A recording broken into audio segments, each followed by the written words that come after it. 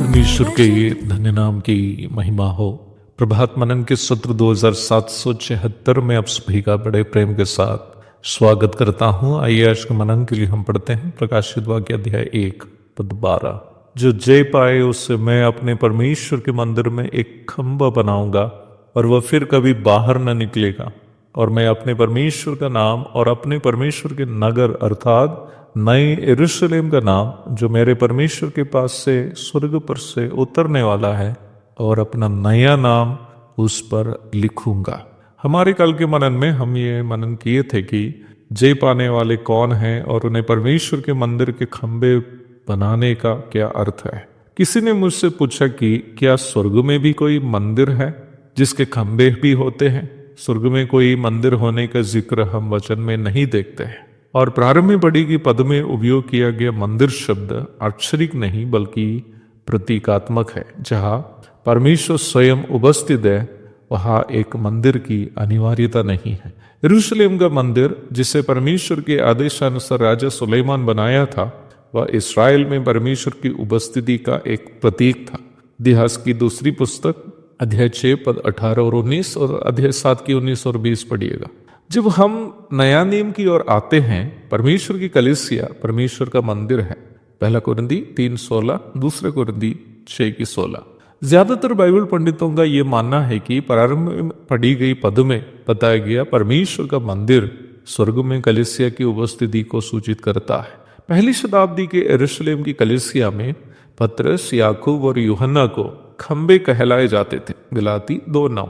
यरूशलेम की कलीसिया में और पहली शताब्दी के विश्वासी समूह के बीच में इन तीनों का विशेष महत्व को यह सूचित करता है। विभिन्न तर्क संगत बातों में अक्सर अंतिम निर्णय इन्हीं तीनों में से कोई या तीनों मिलकर लेते थे। प्रेरितों के काम 2:14, 8:14, 10:47, 48, 15:7-13 आदि भागों को पढ़ लीजिएगा तो ये सच्चाई आपको समझ में आ जाएगी। प्रभु यीशु मसीह अपना पहाड़ी उपदेश के दरमियान बताई गई एक बात इस समय स्मरणीय है। इसलिए जो कोई इन छोटी सी छोटी आज्ञाओं में से किसी एक को तोड़े और वैसा ही लोगों को सिखाए, वह स्वर्ग के राज्य में सबसे छोटा कहलाएगा। परंतु जो कोई उन आज्ञाओं का पालन करेगा और उन्हें सिखाएगा, वही स्वर्ग के राज्य में महान कहलाएगा। मत्ती 5:19। प्रभु के कहे गए बातों पर हमें अवश्य ध्यान देना। वचन को सही सही सिखाने वाले नहीं बल्कि अपने जीवन के द्वारा जो लोग वचन दूसरों को सिखाएगा, वही स्वर्ग में बड़ा अथवा महान कहलाएगा। यही बात कल भी मैं आपको बता रहा था। जो व्यक्ति वास्तव में उद्धार पाया, वह जब उस उद्धार के अनुभव में जीवन बिताता है, उद्धार के अनुभव में उसका जीवन उस व्यक्ति को ये निश्चितता देता है कि वह वास्तव में उद्धार पाया है। निश्चय ही उसका वो जीवन जो उद्धार के अनुभव में बिताया जा रहा है, दूसरों के लिए भी मसीह के पीछे चलने की एक प्रेरणा बन जाती है। ऐसे लोगों को ही पढ़ी गई पद में जय पाने वाले करके बुलाया है।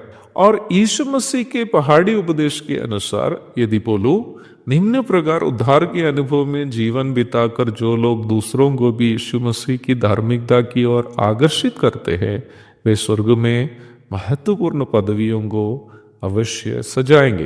दानियल 12:3 में नबी दानियल कहता है, तब सिखाने वालों की चमक आकाश मंडल की सी होगी, और जो बहुतों को धर्मी बनाते हैं वे सर्वदा तारों के समान प्रकाशमान रहेंगे।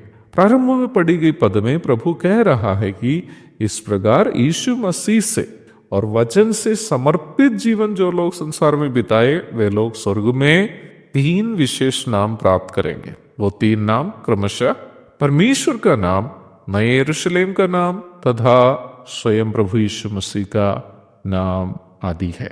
व्यक्ति को दिया जाने वाला परमेश्वर का नाम निम्न विश्वासी वर्तमान संसार में रहते वक्त परमेश्वर के साथ रखा गया घनिष्ठ संबंध के लिए उसको दिया जाने वाला आदर या सम्मान के रूप में हम समझ सकते हैं। पहला शमूएल 2:30, मत्ती 10:32 आदि पदों को पढ़िएगा। नया यरूशलेम का नाम निम्न विश्वासी का स्वर्गीय नागरिकता एवं नया यरूशलेम में जो नई धरती की राजधानी होगी निम्न व्यक्ति को मिलने वाला विशेष पदवी को सूचित करता है। प्रकाशित वाक्य 22 की 12, 19, 21, 27 आदि पढ़िएगा। अर्थात अध्याय 22 की 12वीं और 19वीं पद और 21वीं अध्याय की 27वीं पद। यीशु मसीह का नया नाम संभवतः वचन के प्रति निम्न विश्वासी दिखाए गए समर्पण और यीशु मसीह के जीवन का अनुकरण का प्रतिफल होना चाहिए। प्रकाशित वाक्य 14 की 1 और अध्याय 8 की 1 आदि पदों को पढ़िएगा। प्रभु दया करे इस विषय का अध्ययन हम लोग कल भी जारी रखेंगे। प्रभु आप सबको आशीष दे। आमीन।